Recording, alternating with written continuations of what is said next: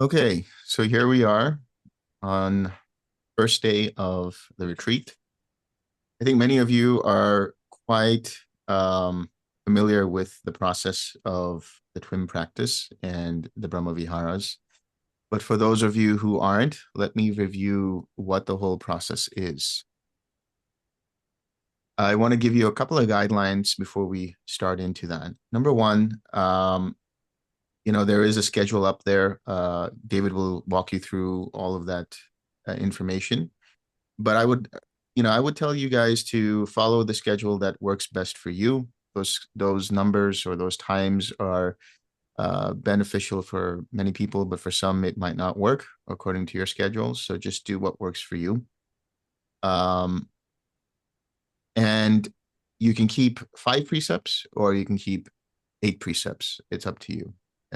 This is an in-home retreat. So all I expect from you is that you follow the instructions, you actually do the practice, and you spend time watching the videos, reading the material if you need to.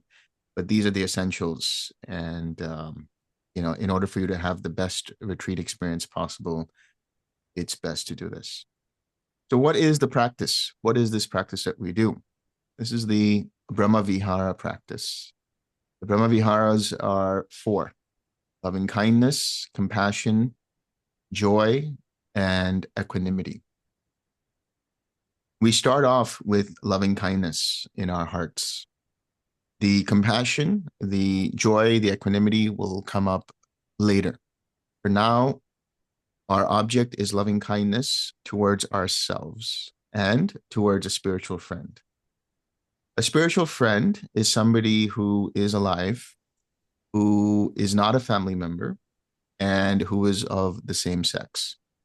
So the reason why is because someone who is alive, that helps to, you know, filter out any kind of person who's not around in our lives that we might have grief for, because it can lead to all kinds of grievous thoughts or grief-stricken thoughts.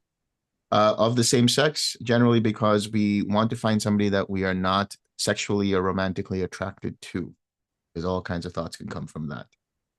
And somebody who is not a family member, because that is something you will deal with later. Right now, this should be a friend. This friend is somebody who you admire, somebody who you respect, somebody when you think of them, uh, it automatically puts a smile on your face.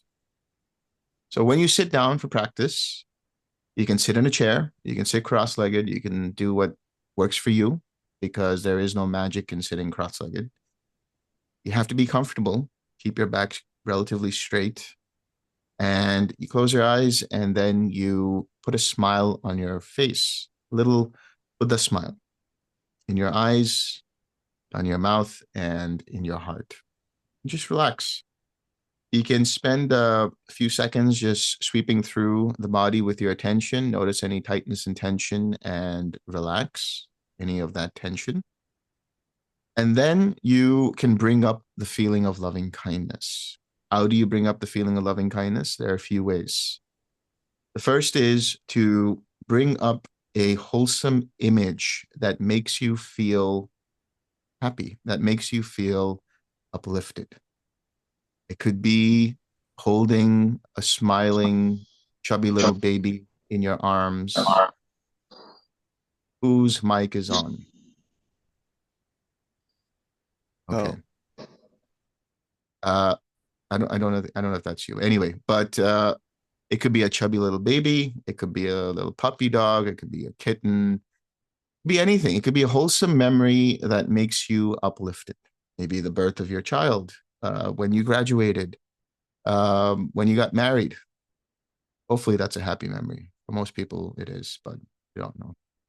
Um, it could be anything that makes you feel uplifted. So you feel this warmth, this genuine sort of like elation in your heart. It's not like very energetic. It's not very powerful. It's a soft, gentle, warm glow in the heart. And you let your attention bask in that feeling of loving kindness in your heart center. in the middle of your chest. And you allow the feeling to be there for as long as you can, right?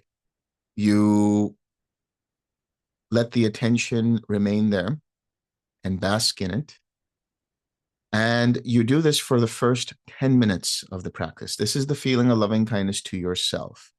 Now, you could use statements like, may I be happy? May I be well? May I be filled with loving kindness?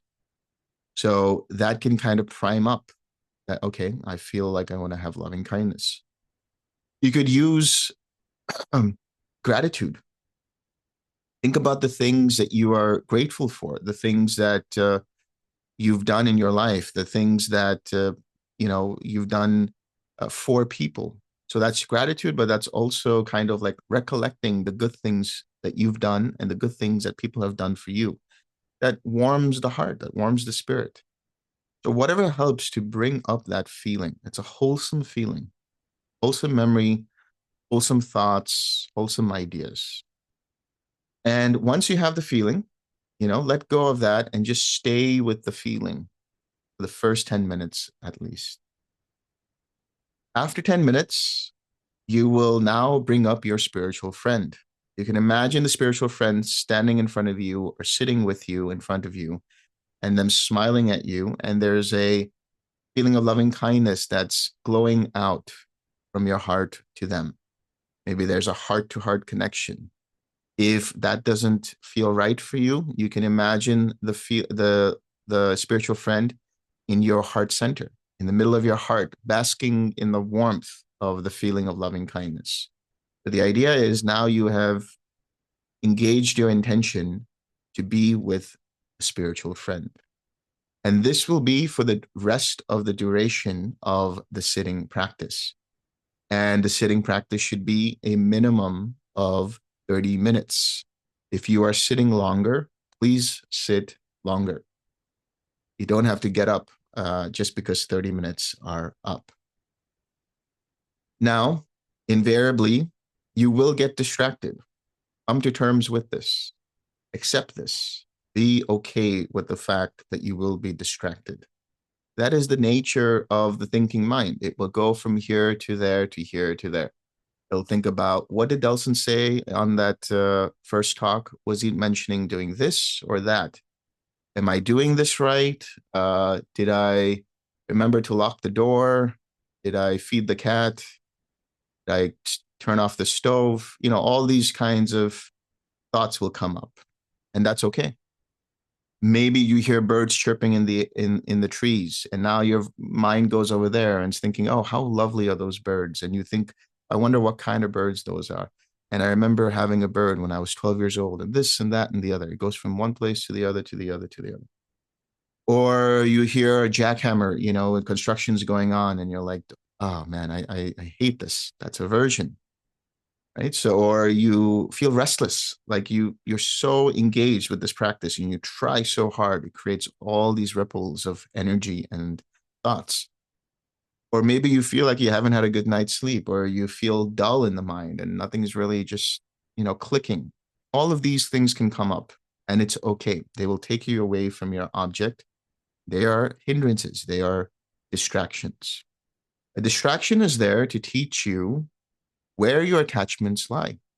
So they are your teachers, they are your friends, and you should treat them as such. They are not to be bashed around, they are not to be suppressed, they're not to be dealt with. They are to be seen and accepted and acknowledged. Oh, here you are. Thank you for coming, right? And what do? You use right effort. 6R. What are the 6Rs? You recognize, oh, there's the distraction. You release your attention from that distraction, bring it back to the mind and body. You relax any tightness and tension in the mind and body. As a result of which your mind feels a little bit uplifted, and you put back the smile if you're not smiling, or if you're smiling, remember to stay with that. And then you return back to your object of meditation, which in this case is loving kindness, whether it's to yourself or to your spiritual friend. And you repeat whenever necessary. These are the 6 R's. Recognize, release, relax, re-smile, return, and repeat. And you don't need to think about, okay, now I just recognized, okay, now I'm going to release, okay, now I'm going to relax. You don't need to verbalize what you're doing. Just do it, right? And it's a flow. It's, as they say, rolling with the R's. It take you no more than a couple of seconds, 3, 4 seconds at max, for you to be able to recognize, release, relax, smile, return, and repeat whenever necessary. When are you distracted?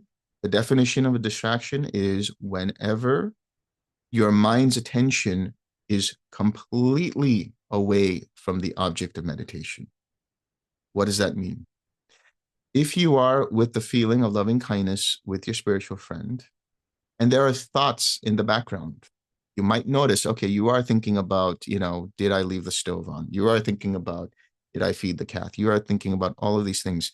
But still, there's the feeling of loving kindness present. You still have your mind or your mind's attention on the feeling of loving kindness, which means you're still there. You're still meditating. Maybe 20% of the time it's there, or 20% of the energy is there. Whatever it is, you're still with the object. If the mind goes completely towards that particular thought, then your attention has totally swerved, disengaged from your object of meditation. And that is when you recognize, that you're distracted. You repeat the process of the 6 R's. You come back to the feeling of loving kindness. So a few things to understand. There is also the walking practice, the walking meditation. The walking meditation is engaging your attention with the feeling of loving kindness to your spiritual friend. When you think of them, you feel the glow in your heart and you stay with that. Walking practice is not about walking slowly and walking mindfully, whatever that's supposed to mean. It means that you are just walking at a normal pace like you would be walking down the street, but your mind is engaged in the feeling of loving kindness. When you're walking down the street, anyway, your mind is engaged with this or that. You're thinking about this, you're thinking about that. I got to get to this next meeting. I don't know what I'm going to have for lunch, and this and that and the other. Instead of letting your mind get engaged in all kinds of thoughts like that, you're allowing your mind to get engaged in one thought, which is the feeling of loving kindness towards your spiritual friend. This is how you train your mind. And when you're practicing this walking practice, do it gently, do it harmoniously, do it simply. There's no other thing you need to do. You don't need to think about how many steps do I need to take? Am I walking with my right foot? Am I walking with my left foot, starting with that? Or am I walking at a certain pace? No, just walk normally, like you would be walking on the street or in the park. So this actually brings up the mindfulness. Using the smile brings up the mindfulness. The smile is what elevates the mind. It's what uplifts the mind. It's what brings attention to the mind. What is mindfulness? Is mindfulness walking mindfully, showering mindfully, brushing your teeth mindfully, eating mindfully, drinking mindfully, urinating mindfully, all of those things? There is one aspect to it where you are present. That's the one part of mindfulness. But mindfulness is remembering to observe how your mind's attention moves from one object to the other. Remember again, mindfulness is remembering to observe how your mind's attention moves from one object to the other. There are two components to this. First, there's the mind that is present right here in terms of where mind is. That's the recognized step. And comprehending or understanding where the mind is the second part of that. So in Pali, we say sati sampajanya. Sati means to remember to be here present. Sampajanya means to know where your mind is, comprehend where exactly your mind is. So when you do this, you are practicing mindfulness. fine. You're aware of what you're eating. You're aware of the taste of the food. You're aware you're walking. You're aware you're sitting. You're aware you're standing up. You're aware you're putting on your jacket. You're aware you're cleaning the dishes. But in relation to that, where's your mind's attention? Is it with the object or not? This is what completes meditation. You need these things, these ingredients, these elements for meditation. You need attention. You need mindfulness. You need collectedness. And you need right effort. Attention is essentially the directionality of where your awareness is. In what direction is your awareness being placed? Mindfulness is understanding where the attention is going. Collectedness is anchoring the mind around an object to keep it collected. And right effort is using the 6 R's. When you have all of these ingredients and components together, you are in samadhi. You are getting towards meditation, right meditation. Sama samadhi, as it's known in Pali. So when you when you go to sleep tonight and every night, you will make a determination. You will say, when I wake up in the morning, I will wake up with a smile on my face. And you will notice, have I woken up with a smile on my face in the morning? When you smile, keep that smile going. Keep that feeling of loving kindness going. Infuse everything that you're doing with that feeling of loving kindness. Now, there are 2 things that people should watch out for when it comes to this practice, because this is something that's commonplace for many practitioners. Number 1, trying too hard, making too much of an effort, trying too hard to bring up something. You know what this does? This brings up the thinking part of your mind. Now, there's all kinds of ideas. We have the left brain, we have the right brain, we have the right mind, we have the left mind. Forget about all about that. Just think about it in this way. You have the thinking mind and you have the intuitive mind. The thinking mind is all the part of the mind that wants to rationalize, analyze, comprehend, create some kind of logic around, okay, this is what I have to do, and so on and so forth. The more you try harder, the more you're engaging the thinking mind. But the less you do that, and the less you try to think about these things and allow the mind to just rest, relax, and sink into the experience, then you're quieting that thinking mind and you're bringing up that spacious, intuitive mind. And the more you do that, the more trust you have in your own efforts, in the meditation practice, and in the entire process. And when you do this, you are allowing for the mind to exercise its intuition. That will come up whenever it needs to come up. But this is the whole purpose. So remember, every time you try too hard, you might think you're taking an extra step, but you're walking 10 steps behind because you're engaging the mind. You're engaging the thinking part of the mind. This is a feeling-based practice, right? So let go of that.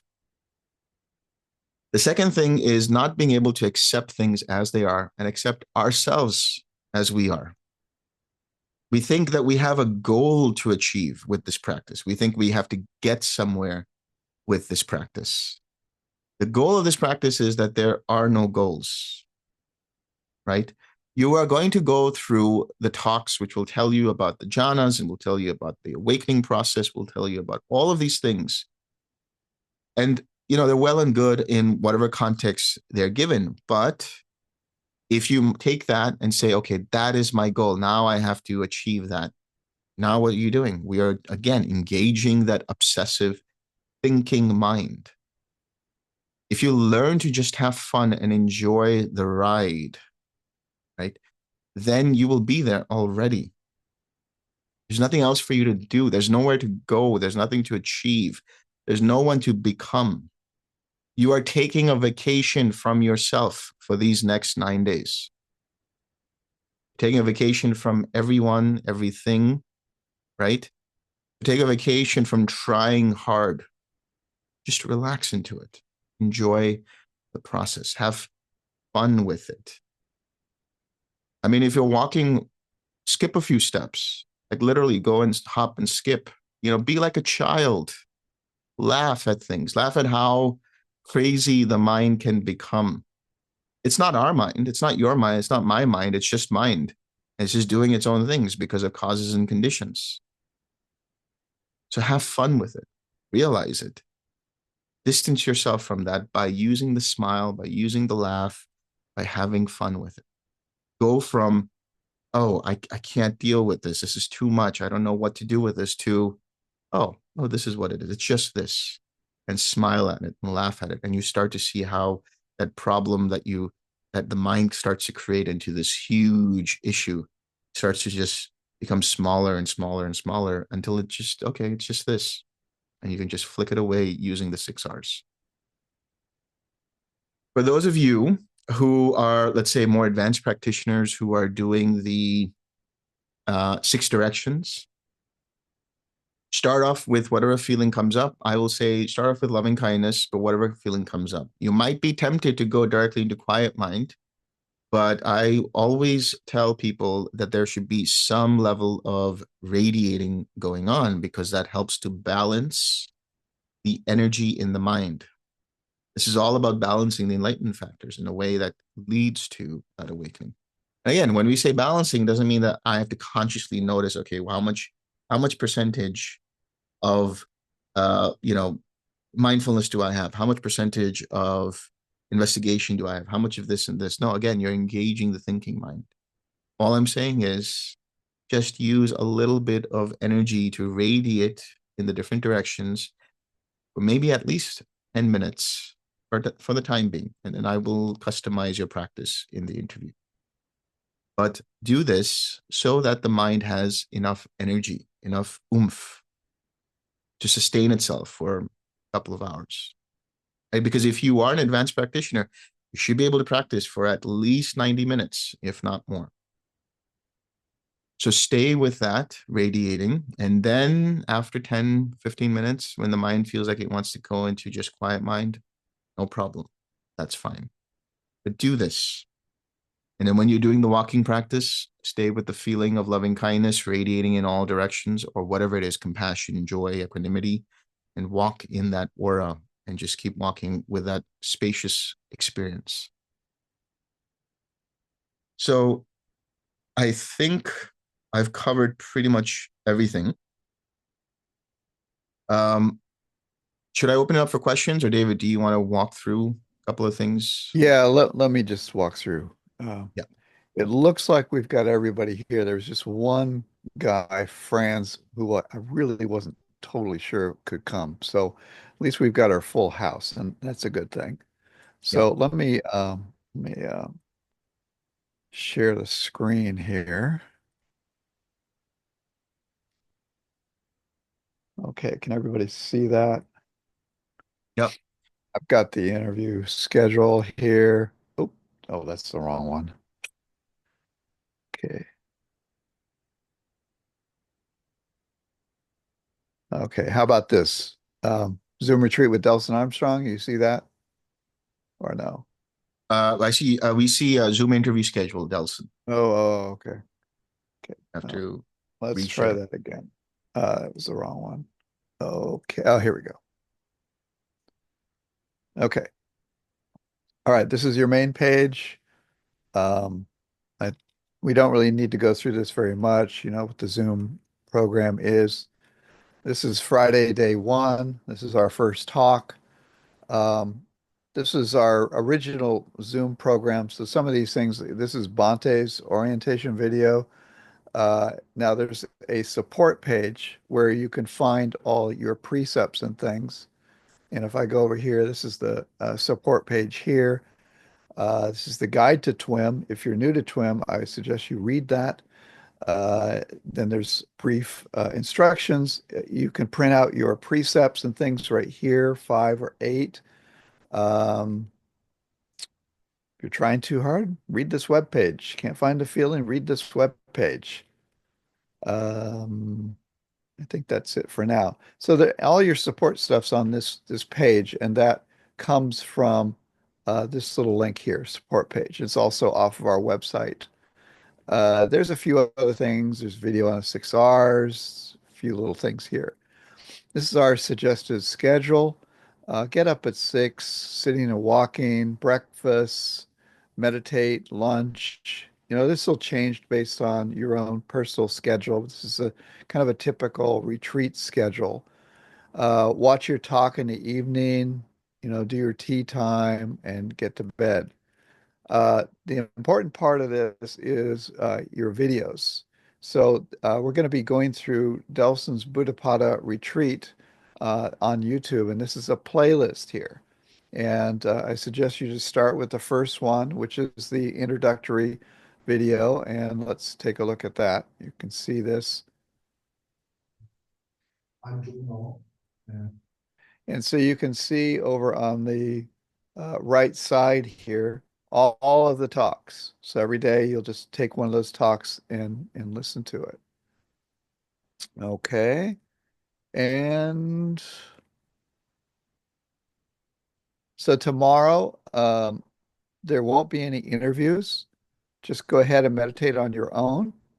Um, and then the interviews start, and that's the next important part of this, which is there's a little button here for interviews. Your password is TWIM, lowercase. Now, I've had a lot of changes to these times. So, okay, good. Go. Come on. Okay.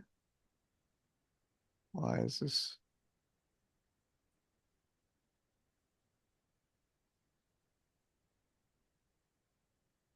Oh, that's great. Okay. Huh. Weird. Oh, I think it's logging in now. No. There it is. Okay. Um, Now, yeah, this is our meeting here. Our interviews are listed down here. Okay, there's 2 sessions. So actually, there's 9 and there's 8. Uh, Starts at 7 a.m. Central Time. If you have any question about what time it is for you, then just send me an email. I'll help you with it. We went through a time change here last week, and I know other countries are going through time changes. So try to make sure you've got the right time here. Um, I put in a few times here to try to make it easier to coordinate. But come in to the interview. Delson's going to be asking you some questions, which are listed here as well. And you'll be in a waiting room. And if you somehow miss your interview, just come in. If you're within the window, just come in, and Delson will see you and fit you in when he's done with his current one.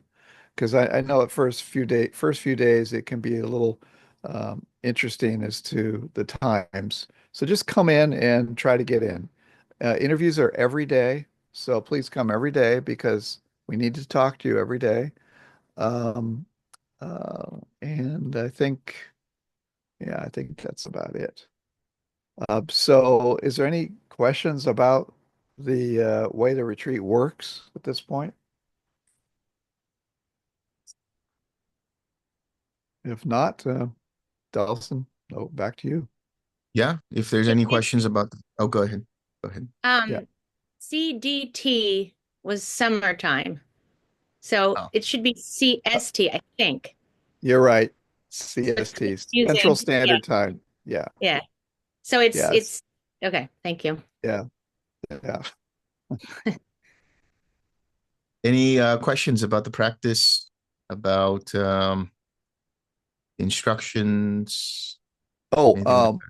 Oh, yeah. one thing is Delson did a guided meditation for the September retreats. Very good. It's on your interview page.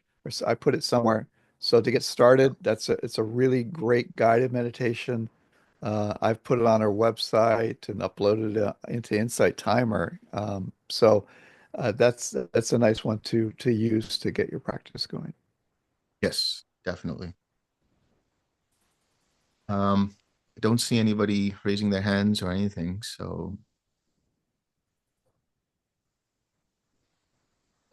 Oh, I do see someone. Yes, go ahead.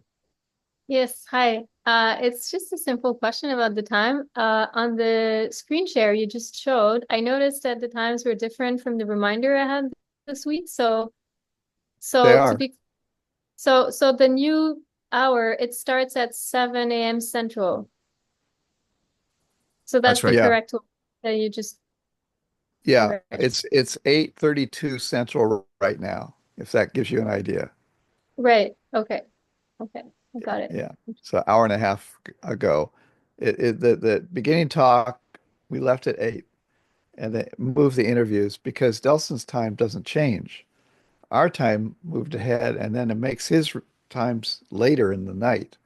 So he's up past midnight doing interviews. So we pulled that back so he can get a little rest. Yeah, you don't want me to turn into pumpkin. After midnight, I turn into a pumpkin. So, yeah. No, you don't want that. So, Anyone else? Yeah, I think we can share some merit. David, could you bring it up for us, please?